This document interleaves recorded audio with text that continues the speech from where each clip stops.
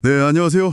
오늘 저희가 깊이 살펴볼 자료는 KTNG에 대한 증권사 리포트입니다.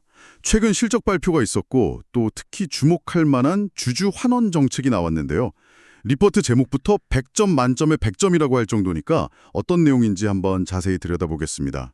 네, 우선 2분기 실적, 상당히 인상적이던데요. 연결 매출이 1조 5,479억 원, 그리고 영업이익이 3,499억 원. 이게 전년 동기 대비 각각 8.7% 증가했고 시장 기대치에도 부합했다고요. 벌써 5분기 연속 이익이 늘고 있다는 점도 눈에 띄고요. 뭐가 이렇게 좋았을까요? 네, 그 실적 내용을 좀 뜯어보면요. 명암이 좀 갈립니다. 우선 국내 관련 담배는 아시다시피 시장 수요가 좀 줄면서 매출이 한 4.8% 정도 감소했어요. 근데 이걸 상쇄하고도 남을 만큼 해외 사업이 그야말로 폭발적으로 성장했습니다.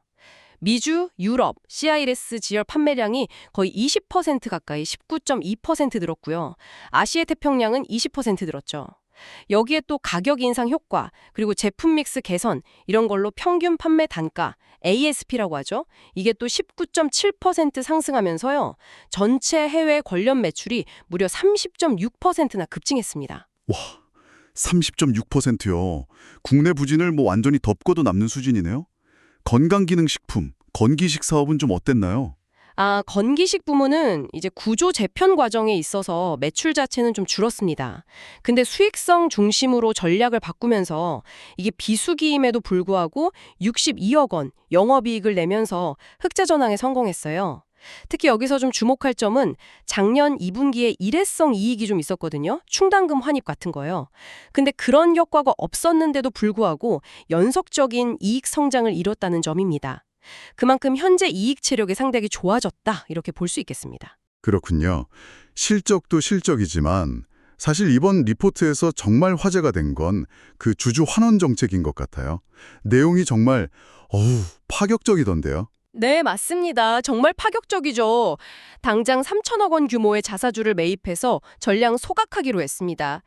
이게 현재 시가총액 대비해서도 상당한 규모인데 여기서 끝이 아니에요. 2026년부터 2027년까지 추가로 또 6,800억 원 규모의 자사주 매입 및 소각이 예정되어 있고요. 또 비핵심 자산을 매각해서 그걸로 추가적인 주주 환원도 하겠다. 이런 계획까지 밝혔습니다. 와, 자사주 소각 규모가 어마어마하네요. 근데 소각뿐 아니라 배당도 크게 늘렸죠. 네, 맞습니다. 중간 배당으로 주당 1,400원을 결정했는데 이게 작년보다 200원 늘어난 금액입니다. 그리고 2025년 전체 연간 배당금은 5,800원으로 예상을 하고 있는데요.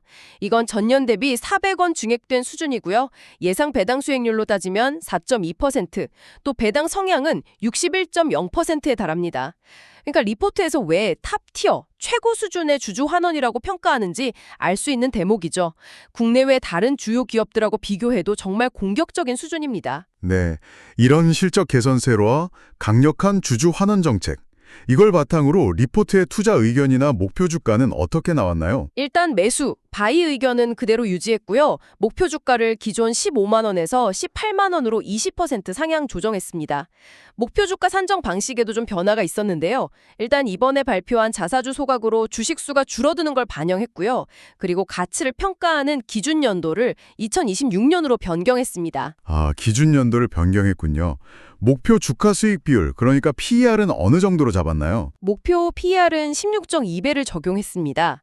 PER이 이제 주가를 주당 순이익으로 나눈 값, 기업 수익성 대비 주가 수준을 보는 지표잖아요.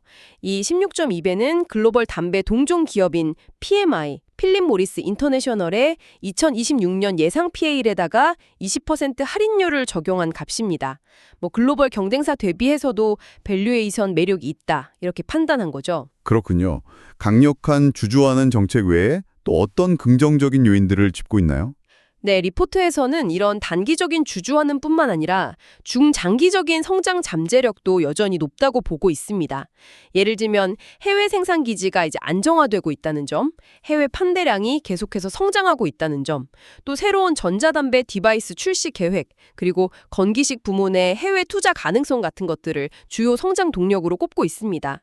그래서 음식료 업종 내에서는 차 선호주, 그러니까 두 번째로 선호하는 종목이라는 의견을 유지하고 있습니다. 네, 정리를 좀 해보자면 KTNG가 2분기에 해외 사업이 굉장히 잘 돼서 좋은 실적을 냈고 동시에 아주 공격적인 주주 완화 정책을 발표하면서 투자 매력을 크게 높였다. 이게 리포트의 핵심이네요. 네, 맞습니다. 근데 여기서 한 가지 더 생각해 볼 지점이 있는 것 같아요. 리포트가 제시한 이런 강력한 주주 환원 약속이나 긍정적인 실적 전망, 이것도 물론 중요하지만요.